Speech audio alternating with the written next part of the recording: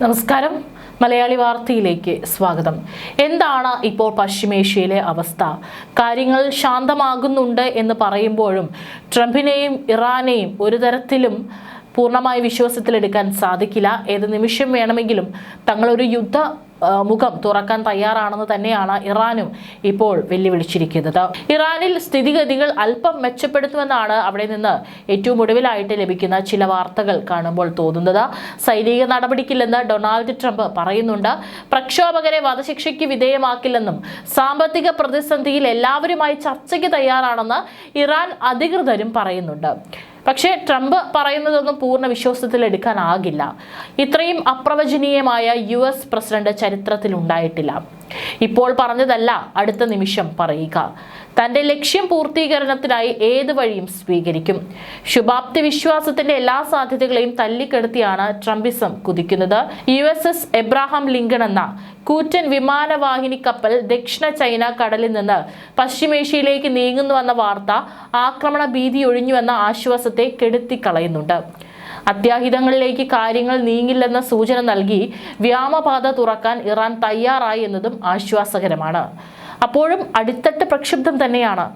അതൃപ്ത ജനത അത്ര പെട്ടെന്ന് പിൻവാങ്ങില്ല. അവരനുഭവിക്കുന്ന സാമ്പത്തിക ദുരന്തം ഒരു യാഥാർത്ഥ്യമാണ്.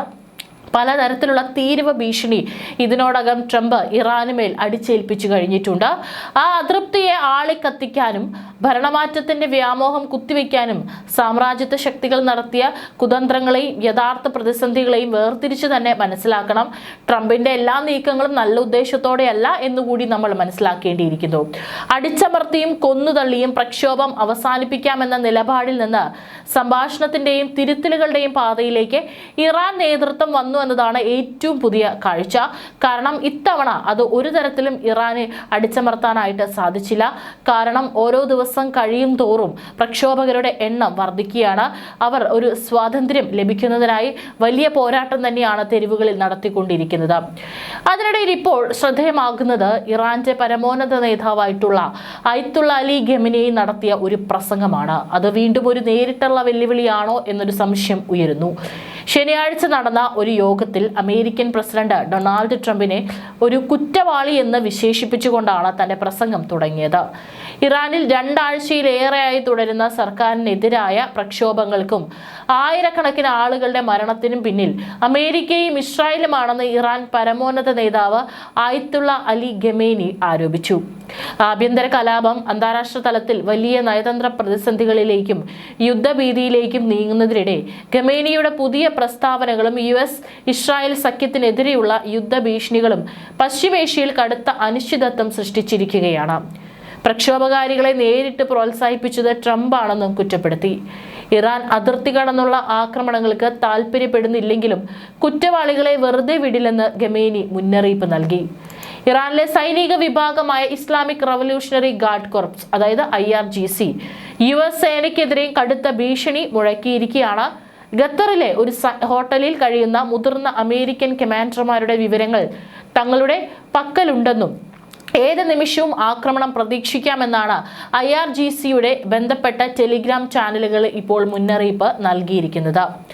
അൽ ഉദൈദ് ബേസിൽ നിന്നും ദോഹയിലെ ഷെറാട്ടൺ ഹോട്ടലിലേക്ക് ഭീകരവാദികളായ യുണൈറ്റഡ് സ്റ്റേറ്റ്സ് സെൻട്രൽ കമാൻഡിലെ കമാൻഡർമാരെയും ഓഫീസർമാരെയും വിചിത്രമായി മാറ്റിയതും ഓപ്പറേഷൻസ് റൂം ഈ ഹോട്ടലിലേക്ക് മാറ്റിയതും ഇറാനിയൻ പ്രദേശത്തിനെതിരെ എന്തെങ്കിലും ആക്രമണം ഉണ്ടായാൽ ഇസ്ലാമിക് റിപ്പബ്ലിക് ഓഫ് ഇറാന്റെ സായുധ സേനയുടെ നിർണായകവും ശക്തവുമായ പ്രതികരണത്തിൽ നിന്ന് അവരെ ഒരു തരത്തിലും സംരക്ഷിക്കില്ല എന്ന് പറഞ്ഞുകൊണ്ട് ഓപ്പറേഷൻ സെന്റർ മീഡിയ എന്ന ചാനൽ പുറത്തിറക്കിയ ഫോട്ടോയും അടിക്കുറപ്പും ഇപ്പോൾ പുറത്തു വന്നിട്ടുണ്ട്. അതായത് ഏതെങ്കിലും ഒരു തരത്തിൽ ഇറാന് നേരെ ഒരു ആക്രമണം സംഭവിച്ചാൽ ദോഹയിലെ ഈ സൈനികർ താമസിക്കുന്ന ഹോട്ടൽ തകർക്കുമെന്നുള്ള നേരിട്ടുള്ള ഭീഷണിയാണ് ഇപ്പോൾ ഇറാൻ മുഴക്കിയിരിക്കുന്നത്. ഇതിനെ തുടർന്ന് മിഡിൽ ഈസ്റ്റിലെ പല സൈനിക താവളങ്ങളിൽ നിന്ന് US സൈനികരെ ഒഴിപ്പിച്ചു. സാമ്പത്തിക തകർച്ചയിലും കറൻസിയുടെ മൂല്യ തകർച്ചയിലും പ്രതിഷേധിച്ച് ഡിസംബർ അവസാനം ആരംഭിച്ച സമരം ഇപ്പോൾ ഭരണമാറ്റം ലക്ഷ്യമിട്ടുള്ള വലിയ പ്രക്ഷോഭമായി മാറിയിരിക്കുന്നു. മനുഷ്യാവകാശ സംഘടനകളുടെ കണക്കുകൾ പ്രകാരം 3400-ലധികം ആളുകൾ സുരക്ഷാ സേനയുടെ വെടിയേറ്റ് കൊല്ലപ്പെട്ടു. പ്രക്ഷോഭകാരികളെ വധശിക്ഷയ്ക്ക് വിധിച്ചാൽ അത് സൈനിക നീക്കത്തിന് കാരണമാകുമെന്ന് ട്രംപ് മുന്നറിയിപ്പ് നൽകിയിരുന്നുവെങ്കിലും നിലവിൽ സാഹചര്യം വഷളായി തന്നെ തുടരുകയാണ്. ഇറാനിലെ നാടുകടത്തപ്പെട്ട രാജകുമാരൻ റസ പഹ്ലവി കഴിഞ്ഞ ദിവസം വാഷിംഗ്ടണിൽ അമേരിക്കൻ പ്രതിനിധികളുമായി കൂടിക്കാഴ്ച നടത്തി. ഇറാന്റെ കമാൻഡ് ഘടന തകർക്കാൻ സെക്യൂരിറ്റി ഫോഴ്സുകൾക്ക് നേരെ സർജിക്കൽ സ്ട്രൈക്ക് നടത്താൻ അദ്ദേഹം ട്രംപിനോട് ആവശ്യപ്പെട്ടു. ഇറാന്റെ നയതന്ത്ര പ്രതിനിധികളെ പുറത്താക്കണമെന്നും സ്റ്റാർലിങ്ക് വഴി രാജ്യത്തെ ഇന്റർനെറ്റ് ഉപരോധം മറികടക്കാൻ സഹായിക്കണമെന്നും അദ്ദേഹം ആഗോള സമൂഹത്തോട് അഭ്യർത്ഥിച്ചു. ഇറാനിലെ മനുഷ്യാവകാശ ലംഘനങ്ങളിൽ പ്രതിഷേധിച്ച് ബ്രിട്ടൻ, ഫ്രാൻസ്, ജർമ്മനി, ഇറ്റലി എന്നീ രാജ്യങ്ങൾ ഇറാൻ അംബാസഡർമാരെ വിളിച്ചുവരുത്തി പ്രതിഷേധം അറിയിച്ചു. അതേസമയം മിഡിൽ ഈസ്റ്റിലേക്ക് ഒരു വിമാനവാഹിനി കപ്പൽ അടക്കമുള്ള കൂടുതൽ സൈനിക ആസ്തികൾ വിന്യസിക്കാനും അമേരിക്ക ആലോചിക്കുന്നതായാണ് റിപ്പോർട്ടുകൾ. നോർവേ ആസ്ഥാനമായുള്ള മനുഷ്യാവകാശ സംഘടനയായ ഇറാൻ ഹ്യൂമൻ റൈറ്റ്സ് 3428 പ്രക്ഷോഭകരെ സുരക്ഷാ സേന കൊലപ്പെടുത്തിയതായും സ്ഥിരീകരിച്ചിട്ടുണ്ട്. എന്നാൽ യഥാർത്ഥ സംഖ്യ ഇതിനേക്കാളും വളരെ കൂടുതലായിരിക്കാമെന്നും അവർ മുന്നറിയിപ്പ് നൽകുന്നു. മറ്റു കണക്കുകൾ പ്രകാരം മരണസംഖ്യ 5000 മുതൽ കൂടുതലാണ്, ഒരുപക്ഷെ 20,000 വരെ. ഇന്റർനെറ്റ് നിരോധനം സ്വതന്ത്രമായ പരിശോധനകളെ ഗണ്യമായി പരിമിതപ്പെടുത്തുന്നതായി പറഞ്ഞു. ഇറാൻ പ്രക്ഷോഭങ്ങളെ അടിച്ചമർത്തിയതിലെ മരണസംഖ്യ കുറഞ്ഞത് 3000 ഉയർന്നതായും അസോസിയേറ്റഡ് പ്രസ് വാർത്താ ഏജൻസികളും റിപ്പോർട്ട് ചെയ്യുന്നു. സൗദി അറേബ്യ അടക്കമുള്ള രാജ്യങ്ങൾ കൈവിട്ട കളിക്ക് നിൽക്കരുതെന്നാണ് ട്രംപിനോട് ആവശ്യപ്പെട്ടിട്ടുള്ളത്. യുഎസിന്റെയും ഇസ്രായേലിന്റെയും നേരിട്ടുള്ള ആക്രമണം 8 മാസങ്ങൾക്ക് മുമ്പ് അനുഭവിച്ച ഇറാൻ ആ അനുഭവത്തിന്റെ കരുത്തിലാണ് ഇരിക്കുന്നത്. ഇസ്രായേൽ നടത്തിയ നേരിട്ടുള്ള ചാരന്മാരെ വെച്ചുള്ളതായ ആക്രമണത്തെയും ഇറാൻ അതിജീവിച്ചു. വലിയ നഷ്ടങ്ങൾ അവരുടെ സൈനിക സംവിധാനത്തെ കൂടുതൽ ജാഗ്രതയാക്കിയിട്ടുണ്ട്. ഈ ആത്മവിശ്വാസത്തിലാണ് സമാധാനമെങ്കിൽ സമാധാനം, യുദ്ധമെങ്കിൽ യുദ്ധമെന്ന് അവർ പ്രഖ്യാപിക്കുന്നത്. വെനസ്വലയിൽ കടന്നു കയറിയ പോലെ എളുപ്പമാകില്ല കാര്യങ്ങളെന്ന ബോധ്യം ട്രംപിനുള്ളതുകൊണ്ടുകൂടിയാണ് ഒരു പിന്നോട്ടടി ഉണ്ടായിരിക്കുന്നത്. ജൂണിൽ ആണവ കേന്ദ്രങ്ങൾ ആക്രമിച്ചപ്പോഴും 2020 ജനറൽ ഖാസിം സുലൈമാനിയെ വകവരുത്തിയപ്പോഴും പ്രതീകാത്മകമായി മാത്രമാണ് ഇറാൻ പ്രതികരിച്ചത്. അയത്തുള്ള അലി ഖമനേയി ലക്ഷ്യമിട്ടാൽ അതായിരിക്കില്ല ഉണ്ടാകുക, ആത്യന്തിക ഏറ്റുമുട്ടൽ ഉണ്ടാകും. യുഎസിന് ഏറ്റവും വലിയ ബാധ്യതയാകുന്ന യുദ്ധമാകും അത്. ഇറാനിലെ പ്രക്ഷോഭം അവസാനിച്ചാൽ എല്ലാം ശാന്തമാകുമോ? ഊരിയ വാൾ ട്രംപ് ഉറയിലിടുമോ? ഇല്ലെന്ന് തന്നെയാണ് ഉത്തരം.